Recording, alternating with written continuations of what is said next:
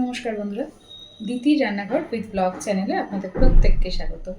আশা করি আপনারা সকলেই ভালো আছেন, আমরাও ভালো আছি। তো চলুন আজকের রান্নাটা এখান থেকেই শুরু করি। আজকে করব চিলি সয়া, কিন্তু একটু অন্যরকমভাবে, আমার মতো করে। তো আজকের এই রান্নাটা আমি কিভাবে করছি দেখে নিন। দেখুন, এখানে নিয়েছি মিক্সির বাটির মধ্যে কয়েক কোয়া রসুন, কয়েকটা কাঁচা লঙ্কা, সামান্য একটু পেঁয়াজ কুচি। এবার এর মধ্যে আমি নিয়ে নেব একটু ভেজানো মুসুরির ডাল, আগে থেকে ভিজিয়ে রেখেছিলাম সেই মুসুরির ডালটুকু। তো এই যে দেখুন, ভেজানো মুসুরির ডালটাকে এর মধ্যে নিয়ে নিয়েছি। এবার এটাকে আমি সুন্দর একটা পেস্ট করে নেব। এইদিকে দেখুন, একটা বাটির মধ্যে আমি নিয়েছি কিছুটা কাঁচা লঙ্কা কুচি। এর মধ্যে আমি দিচ্ছি অল্প একটু চিনি,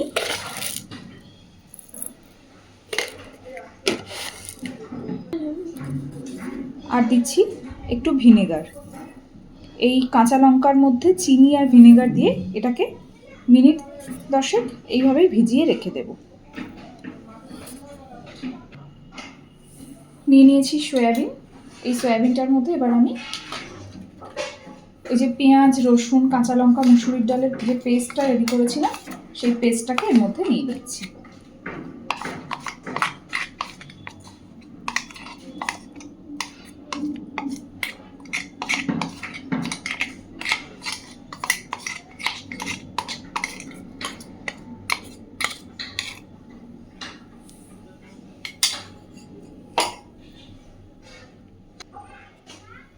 এইবার এর মধ্যে দিয়ে দিচ্ছি একটা ডিম।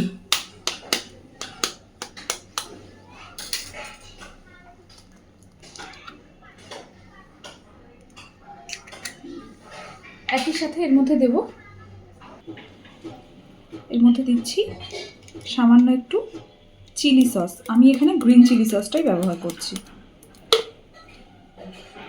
খুবই অল্প দেব।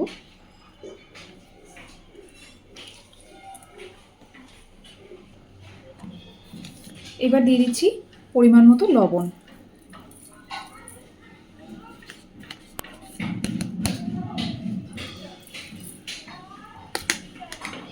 খুব সুন্দর করে সব কিছুকে এবার মেখে নেব। দেখুন, আমি সব কিছুকে খুব সুন্দর করে মেখে নিয়েছি। আপনাদের হয়তো অনেকেরই মনে হতে পারে এখানে আমি মুসুরির ডালটা কেন ব্যবহার করলাম। একবার এইভাবে মুসুরির ডাল বাটা দিয়ে এইভাবে চিলি সয়াটা করে খেয়ে দেখবেন, এটার স্বাদ কিন্তু একদম আলাদা হয়। নর্মালি অ্যারারুট, কর্নফ্লাওয়ার বা বেসন দিয়ে যেটা ব্যবহার করে থাকি, তার থেকে এর স্বাদটা সম্পূর্ণ আলাদা। তো ব্যাস, খুব ভালো করে মেখে নিয়েছি। এবার এটাকে আমি মিনিট 15 এইভাবেই রেখে দেব। এদিকে দেখুন, আমি গ্যাসের ফ্লেম অন করে কড়াইতে তেল গরম করে নিয়েছি। এবার সয়াবিনগুলোকে পকোড়ার মতন করে ভেজে নেব।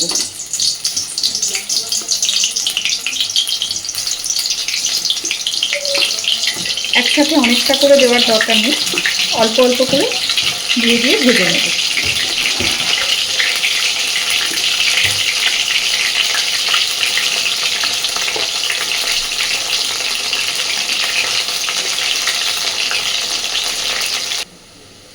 দেখুন, সুন্দরভাবে সয়াবিনগুলোকে ভেজে নিয়েছি।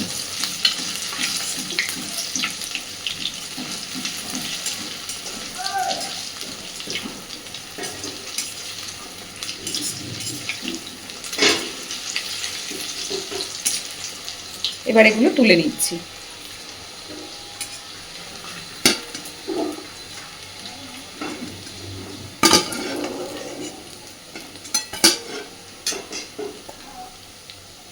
এই একইভাবে বাকি সমস্ত সয়াবিনের পাকোড়াগুলো আমি এবার ভেজে নেব। দেখুন, আমি সমস্ত সয়া পাকোড়াগুলো ভেজে নিয়েছি। এবার কড়াইতে আরেকটু তেল গরম করে তার মধ্যে দিয়ে দিচ্ছি ক্যাপসিকাম আর পেঁয়াজ কুচি। আমি কিন্তু কুচি করে কাটিনি, এইভাবে কেটে নিয়েছি। এবার এটা দিয়ে দিচ্ছি।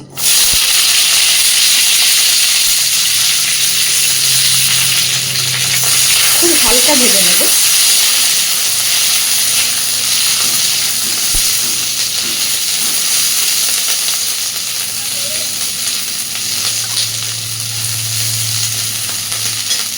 দিচ্ছি সামান্য একটু লবণ, তবে লবণটা বুঝে দেবো, কারণ পাকোড়াগুলো অলরেডি লবণ দিয়ে ভেজে নিয়েছি। আর এখানে যেহেতু আমি একটু সসের ব্যবহার করব, সসে তো লবণ থাকেই, তাই লবণটা একটু বুঝেই দিচ্ছি।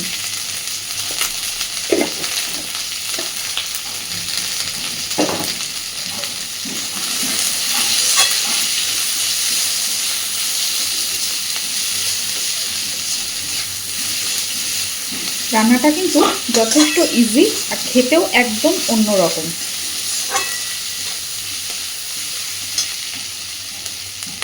এই পর্যায়ে আমি এর মধ্যে দিয়ে দিচ্ছি অল্প একটু চিলি সস। আমি এখানে চিলি সস 1 চামচ মতো দিয়েছি। দিচ্ছি সেই ভিনিগারে ভিজিয়ে রাখা চিনি আর কাঁচা লঙ্কাটা।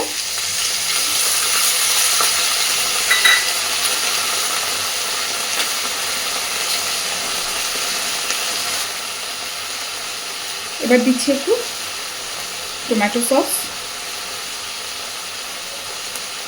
খুবই অল্প দিয়েছি সব কিছুই, বেশি না।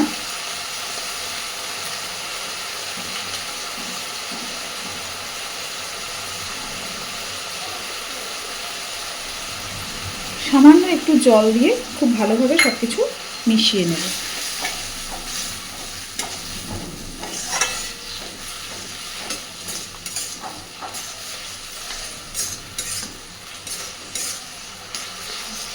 এখানে আমি সয়া সসের ব্যবহার করিনি।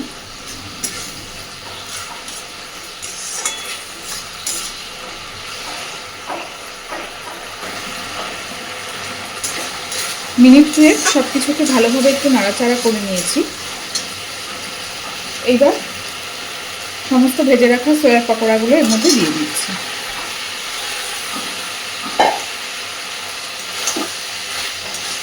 সুন্দরভাবে সব কিছুকে হালকা হাতে মিশিয়ে দেব।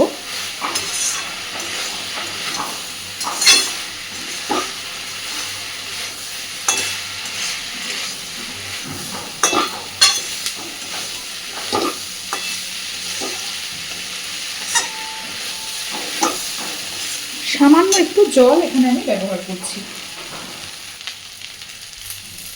খুব অল্প একটু জল দিচ্ছি, কারণ অলরেডি এখানে সব কিছুই আমাদের ভাজা মেশানো কমপ্লিট।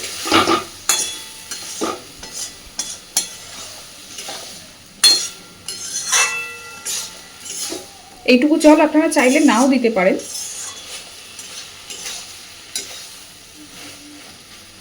জাস্ট মিনিট 2 সময় ধরে নাড়াচাড়া করে সব কিছু ভালোভাবে মিশিয়ে নেব। দেখুন আমি সব কিছু সুন্দরভাবে মিশিয়ে নিয়েছি। রান্নাটা কিন্তু আমার একদম রেডি। আমি প্রথমেই আপনাদের বলেছি এই রান্নাটা একদম অন্যরকম খেতে, এর টেস্টটাও একদম অন্যরকম। নতুনত্ব এই রান্নাটা বাড়িতে অবশ্যই একবার ট্রাই করে দেখবেন, আশা করি নিরাশ হবেন না কেউ।